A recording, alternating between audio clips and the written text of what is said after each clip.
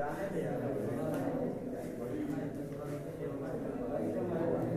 हिंद मेरे प्यारे दोस्तों, गैलेक्सी क्लास में स्वागत है। और आज हम लोग एनसीईआरटी के चैप्टर 5.2 को हल करेंगे। पहले इसके बारे में कुछ प्रश्नों को हल कर लिया गया था। अब आज हम लोग इस प्रश्न में 8वें प्रश्न को क्या करेंगे, हल करेंगे। तो हम लोग का 8वां प्रश्न है। 8 और 7 प्रश्नों को हल कर लिया गया था, 8वां प्रश्न को हल करना है। तो 8वां प्रश्न कह रहे हैं कि एक एपी में 50 पद हैं। कितने पद हैं? एपी का मतलब होता है अरिथमेटिक प्रोग्रेशन, एक समांतर श्रेणी है जिसमें कितने पद हैं? 50 पद हैं। इसका मतलब ये है कि n बराबर कितना हो गया? 50 पद। पदों की संख्या कितना है? 50 है। का जिसका तीसरा पद कितना है? 12 है। यानी ये 3 बराबर कितना है? 12 है। तीसरे पद को ये 3 से, दूसरे पद को ये 2 से, चौथे पद को ये 4 से क्या करते हैं? प्रदर्शित करते हैं। अंतिम पद कितना है? 106 है। तो इसका यानी 29वां पद ज्ञात कीजिए। यानी 29वां पद ज्ञात करना है। तो किसी भी समांतर श्रेणी की 90 पद को पता करने के लिए, बताने के लिए हमें प्रथम पद और सार्वंतर की जरूरत पड़ती है। तो हम लोग प्रथम पद क्या मान लेंगे? ए मान लेंगे। और सार्वंतर क्या मान लेंगे? बी। ठीक है। तो चाहे ये बराबर अभी 50 लिख लिया जाए, इससे कोई मतलब नहीं है। ठीक है। हम मान ले रहे कि माना एपी का प्रथम पद, एपी का मतलब क्या होता है? अरिथमेटिक प्रोग्रेशन, जिसे हिंदी में समांतर श्रेणी। माना एपी का प्रथम पद ये तथा सार्वंतर डी है। सार्वंतर डी है।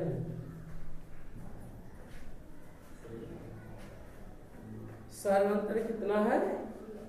डी है। अब चाहे तीसरा पद ज्ञात करना हो, चाहे चौथा पद, 5वां, 20वां, जो भी हो, तो हमारे पास एक सूत्र है an बराबर a plus n minus 1 into D. लेकिन प्रश्न में दे रखा है कि इसका तीसरा पद कितना है? 12 है। कितना है? 12। यानी ये 3 बराबर कितना है? 12। ये 3 का मतलब है कि तीसरा पद कितना है? 12। अगर हम इसे सूत्र विधि से हल करना हो तो हम लोग क्या करेंगे? एक सूत्र है। कौन सा सूत्र है? an बराबर a plus n minus 1 into. ठीक है। हल करिए इसे। तो क्या लगाएंगे? an प्लस n बराबर क्या लिखेंगे? a plus n minus 1 into. इसी सूत्र को उपयोग करके हम लगा रहे हैं। ठीक है। ये अगर n की वैल्यू कितना है? 3, तो क्या हो जाएगा? 3 तीसरा पद ज्ञात करना है। तो n की जगह क्या लिखेंगे? 3 कर देंगे। तो क्या होगा? ये प्लस कितना हो जाएगा? 3 माइनस 1 इंटू डी। तीसरा पद की वैल्यू कितना दिया है? 12। तो ये 3 जगह क्या लिख देंगे? 12 बराबर है प्लस 3 में से घटाएंगे कितना बचेगा? 2 का गुणा डी में करेंगे क्या हो जाएगा? 2d हो जाएगा। तो 12 बराबर क्या हो जाएगा? a प्लस कितना हो जाएगा? 2d हो जाएगा। ठीक। अब इसे समीकरण हम क्या मान लें? एक मान लें यहाँ से। चाहे ऐसे लिख सकते हैं, ये प्लस 2d और बराबर कितना हो जाएगा? 12। समीकरण क्या हो जाएगा? 1 हो जाएगा। अर्थात हमें a और d की वैल्यू भी क्या करना है? ज्ञात करना है। इसके बाद आप क्या करेंगे? कहा है कि अंतिम पद कितना है? 106 है। अंतिम पद कितना है? 106। यानी अंतिम पद को यल है तो यल बराबर कितना होगा? 106 हो जाएगा। ये तो है। अंतिम पद को किससे प्रयोग करते हैं? यल से। यल बराबर कितना हो जाएगा? 106। हमें मालूम है जो ये अंतिम पद है ये क्या है? 50वां क्या है? पद है। क्या है? क्योंकि अंतिम पद अकुल समांतर श्रेणी में कितने पद हैं? 50 ही पद हैं। अंतिम पद यल है तो यल की वैल्यू कितना है? 50। तो क्या हो जाएगा? 50। क्यों? क्योंकि प्रश्न में पहले दे रहा है कि समांतर श्रेणी में कुल कितने पद हैं? क्योंकि प्रश्न में दिया है 50 पद है, तो यल बराबर कितना हो जाएगा? 50। पहले प्रश्न दिया है, एक ही स्टेटमेंट में दिया है कि माना एपी में कितने पद हैं? 50 पद हैं। यानी पदों की संख्या n बराबर 50 है। 50 अब हमारे पास सूत्र है यल बराबर ये प्लस n माइनस 1 इंटू इसी सूत्र का उपयोग करके क्या किया जाए, लिख दिया। n की वैल्यू कितना है 106 से 106, a की वैल्यू नहीं पता, n की वैल्यू कितना है 50 माइनस 1, d की वैल्यू नहीं पता। तो इसी को a प्लस 50 में से घटाएंगे कितना होगा 49, क्या होगा d, तो 100 कितना हो जाएगा 6। इसको पहले लिख लिया जाए, a प्लस कितना होगा 49 d और बराबर कितना है 106 है, तो क्या होगा 100।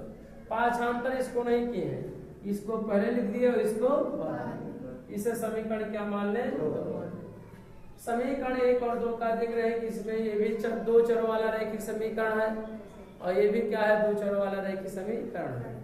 इसमें चर राशियां कौन कौन सी है, a और क्या है d है, तो a और d की वैल्यू को क्या करना है ज्ञात करना है। इसके पहले वाले प्रश्नावली में 2.3.2 जब चल रहा है तो दो चर वाला रैखिक समीकरण में x और y का मान क्या ज्ञात करते थे, जैसे वैसे इसमें भी ज्ञात करेंगे।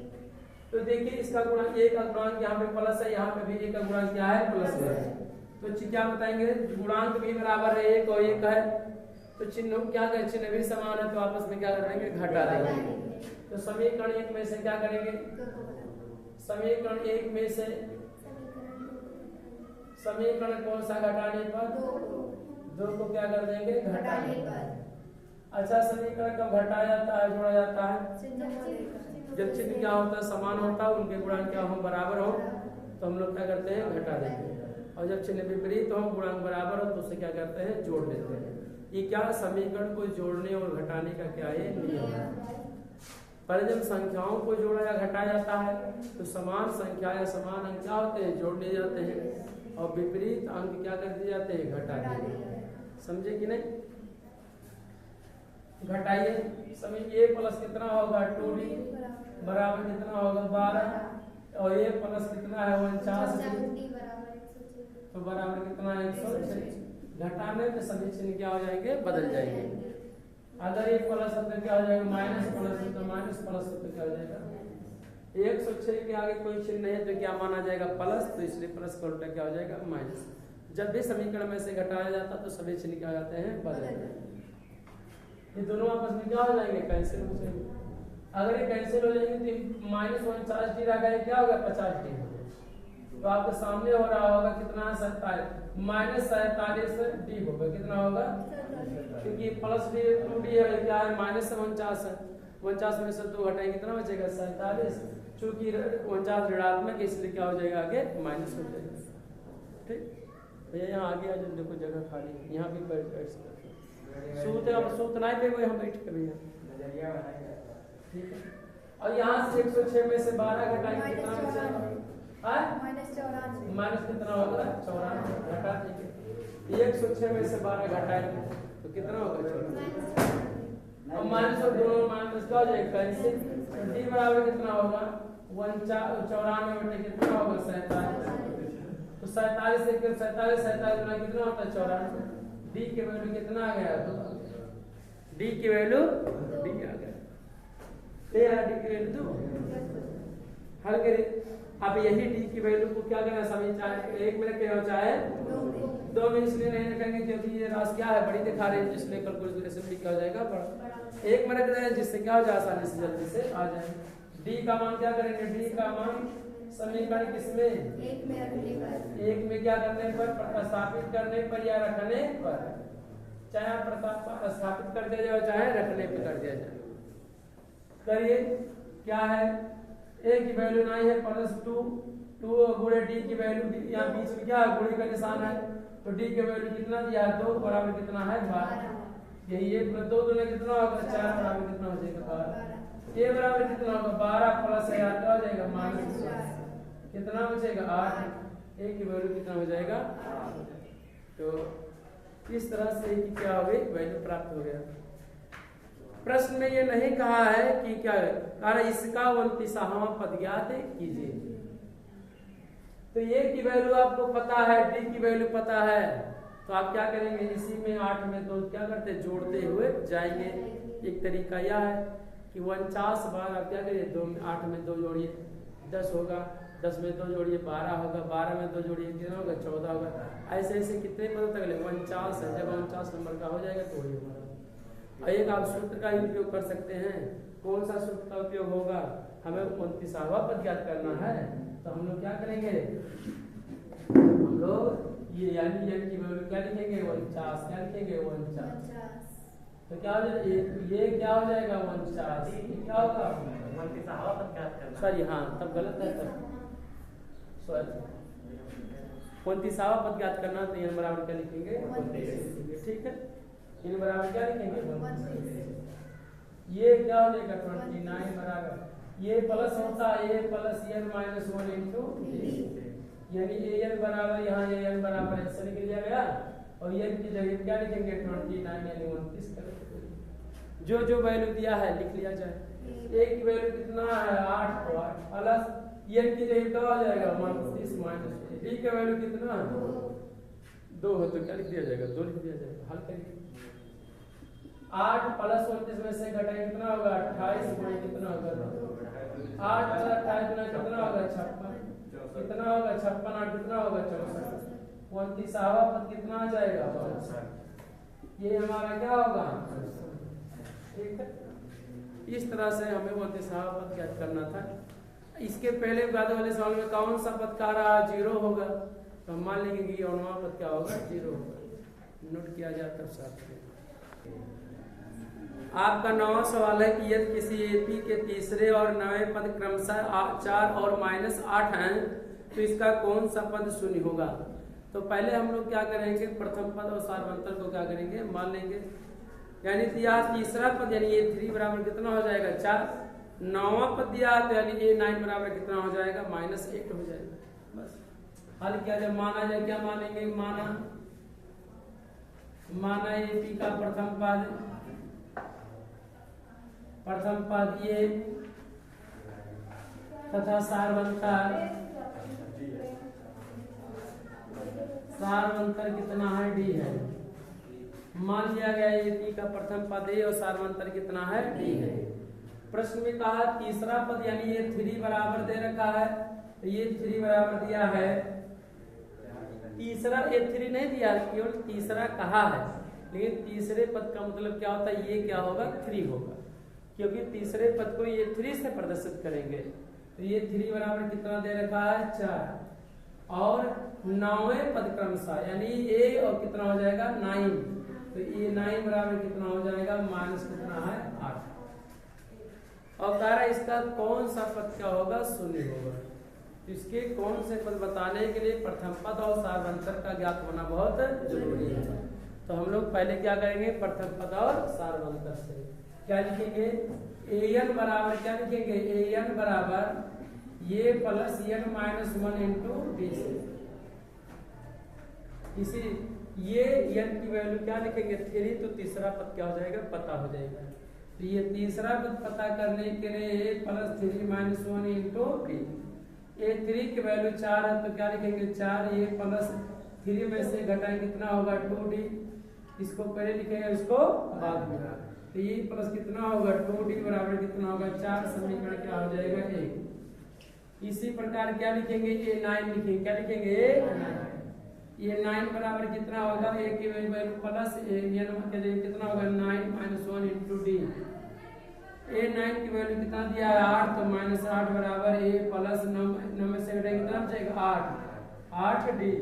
इसको पहले लिखेंगे, इसको बाद में। तो ये प्लस कितना होगा? 8d बराबर कितना होगा? -8। समीकरण क्या हो जाएगा? 2। समीकरण 1 और 2 को क्या किया जाए? जोड़ लिया जाए कि घटा लिया जाए? बताइए। दो चरों वाला रहते समीकरण a और d में बन गया। 2 समीकरण भी है हमारे पास, तो ये के गुणा के बराबर है। चिन्ह में क्या है? समान है, तो क्या करेंगे? घटा लेंगे। क्या लिखेंगे? समीकरण 1 में से 2 को घटाने पर क्या लिखेंगे? क्या लिखेंगे? समीकरण 1 में से समीकरण 2 को क्या करने पर? घटाने पर। घटाएंगे तब कितना होगा? a प्लस कितना होगा? 2d बराबर कितना है? 4। और a प्लस कितना दिया है? 8d बराबर कितना है? -8।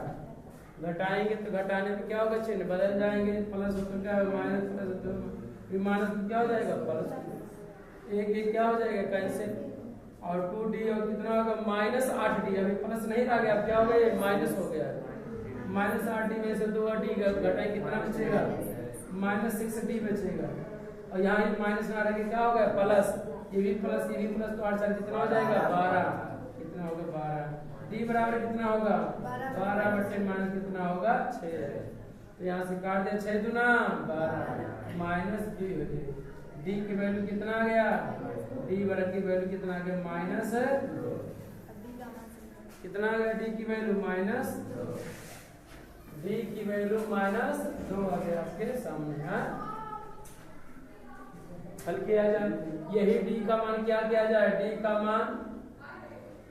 मान समीकरण किस में रखेंगे, 1 में कि 2 में। आप 1 में रखेंगे तभी आंसर आएगा, 2 में रखेंगे तभी आंसर आएगा। तो समीकरण 1 में क्या करने पर, रखने पर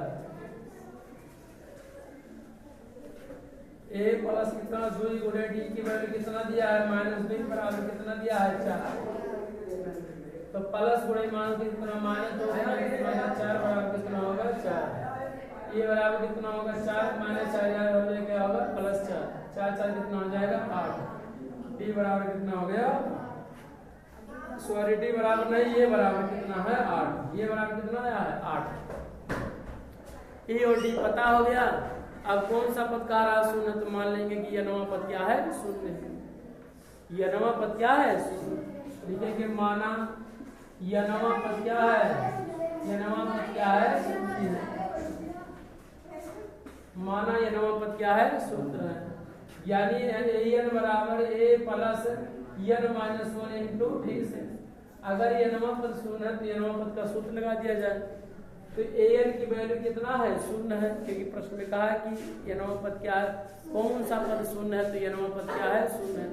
यह नवे पद को an से क्या करते हैं प्रदर्शित करते हैं, तो an की वैल्यू क्या हो जाएगा 0 हो जाएगा। बराबर a की वैल्यू कितना दिया है 8 प्लस n की वैल्यू कितना है 9 करता है माइनस 1 और d की वैल्यू कितना दिया है, d की वैल्यू माइनस 2 है। तो क्या करेंगे माइनस 2, चर को एक तरफ कर लिया जाए, चर को एक तरफ कर लिया जाए, कितना होगा 8 प्लस माइनस 2 का गुणा करेंगे तो कितना हो माइनस 2n होगा। और माइनस 2 का गुणा माइनस से करेंगे माइनस क्या हो जाएगा प्लस 2, इसका क्या हो जाएगा 2 हो जाएगा। माइनस 2n को यहाँ लेके आएंगे क्या हो जाएगा प्लस 2n हो जाएगा। और 8 को कितना होगा 10, n बराबर क्या होगा 10 बटे 2 से क्या हो जाएगा भाग हो जाएगा, n की वैल्यू कितना आ जाएगा 5। पांचवा पद कितना होगा शून्य हो जाएगा, क्या होगा बात समझ आया कि नहीं। इस तरह से यह पद कौन पूछा था कौन सा पद शून्य होगा, तो पांचवा पद क्या होगा शून्य। देख भी सकते हैं, देखिए प्रथम पद दे दिया तो 8 होगा, सार्वंतर कितना दिया -2, तो -2 क्या करेंगे इसी में जोड़ेंगे कितना होगा 6 हो जाएगा। फिर 6 में -2 जोड़ेंगे कितना होगा 4 हो जाएगा। फिर 4 में 2 जोड़ेंगे कितना होगा 2 हो जाएगा। फिर 2 में -2 जोड़ेंगे कितना होगा 0 हो जाएगा। 1 2 3 4 5 के आगे नहीं पांचवा पद कितना हो गया 0 होगा कि नहीं। इस तरह से अलग बात है कि घट रहा है पर माइनस की वजह से, लेकिन आगे लिखने के लिए उसी संख्या में क्या करते हैं जोड़ देते हैं, सार्वंतर को जोड़ते हैं। तो हमारा ये क्या हो जाएगा पांचवा पद क्या होगा शून्य होगा। कौन सा पद होगा पांचवा पद शून्य होगा। छठा प्रश्न चलिए, आपका 10वें नंबर का प्रश्न है, किसी एपी का 17वां पद उसके 10वें पद से 7 अधिक है, तो कार्य सार व अंतर ज्ञात कीजिए।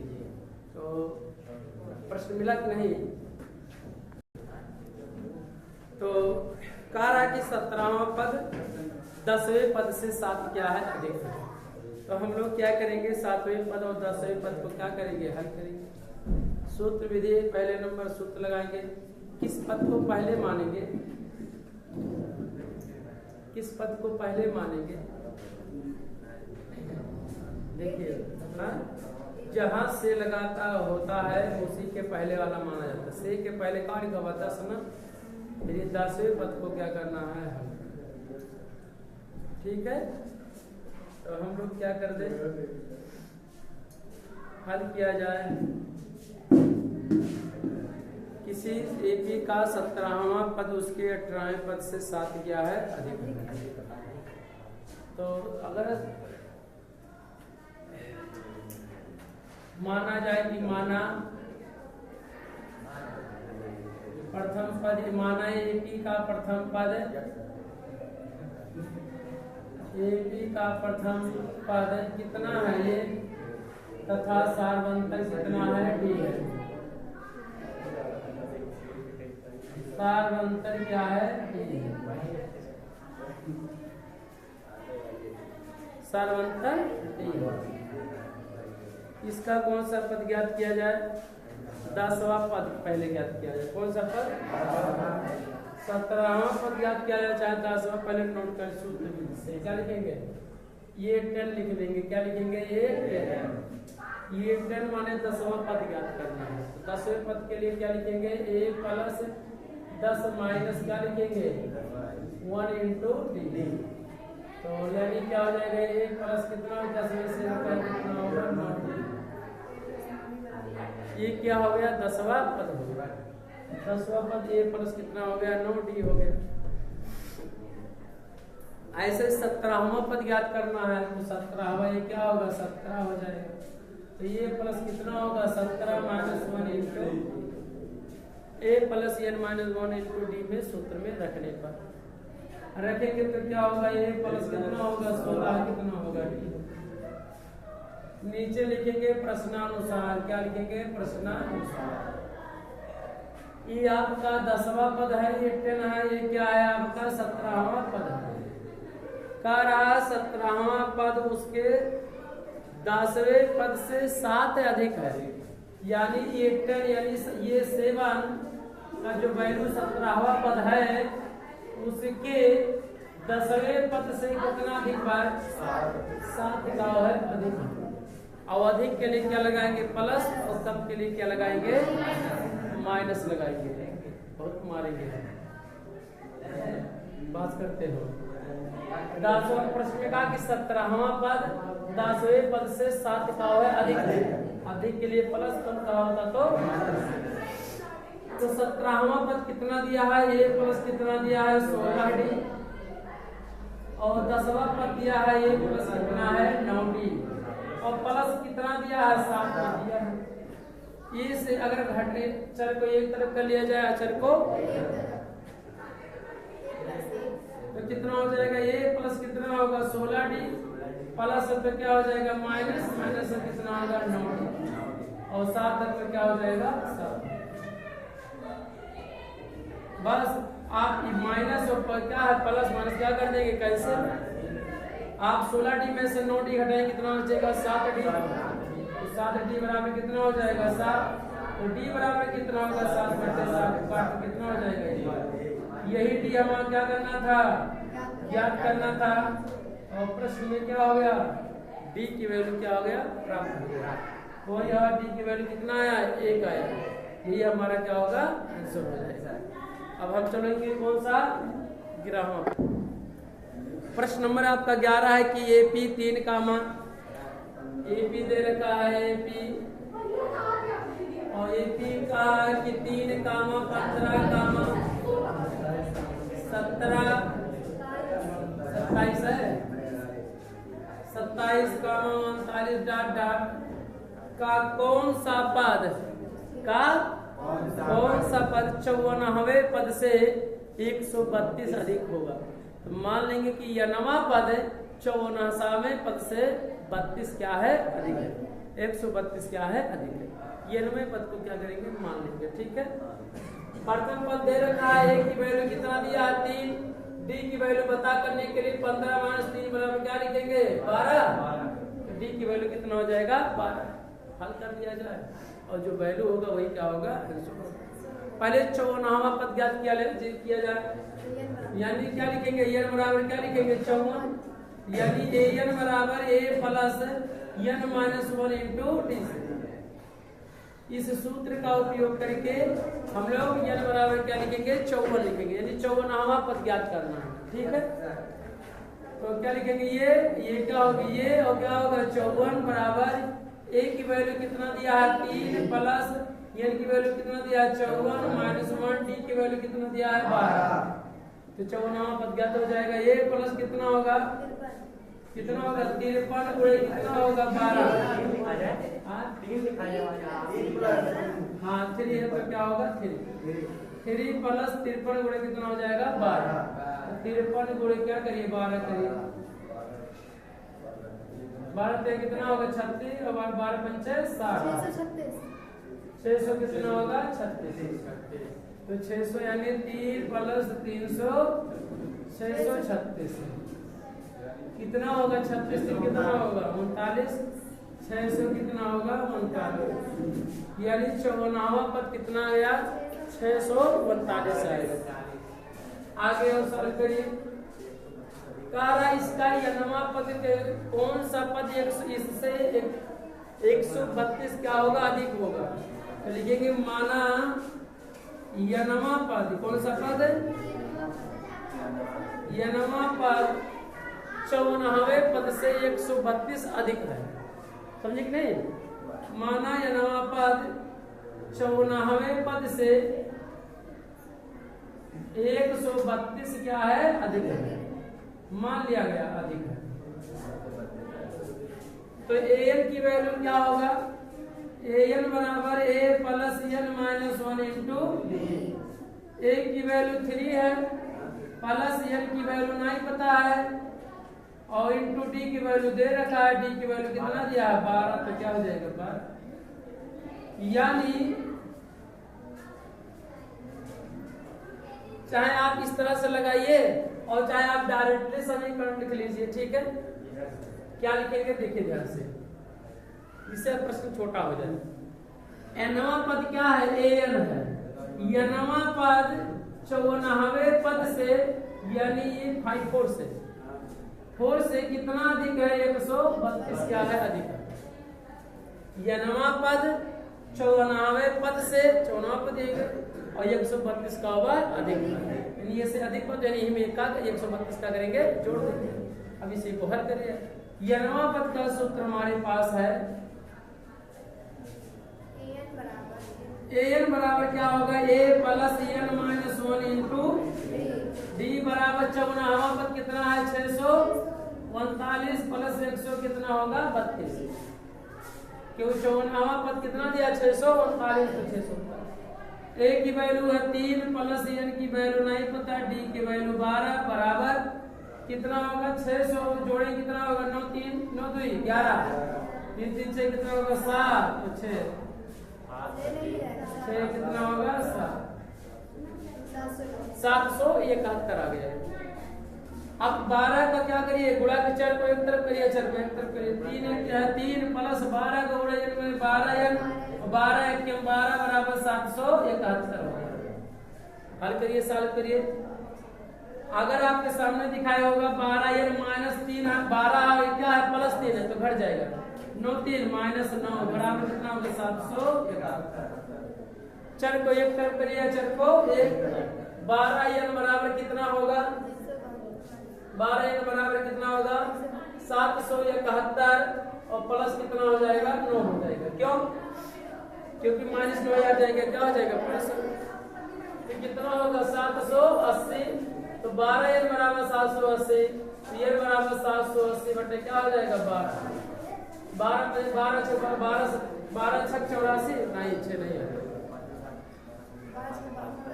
12 छक 72 12 छक 72 जो 12 पंचे 65वां पद कितना होगा 54वें पद से 132 क्या होगा अधिक होगा। मान लिया था n की वैल्यू कितना है 65, यनवा पद क्या होगा ये क्या लिखेंगे 65, 65वां पद 54वें पद से कितना 132 क्या होगा अधिक होगा। ये हमारा क्या होगा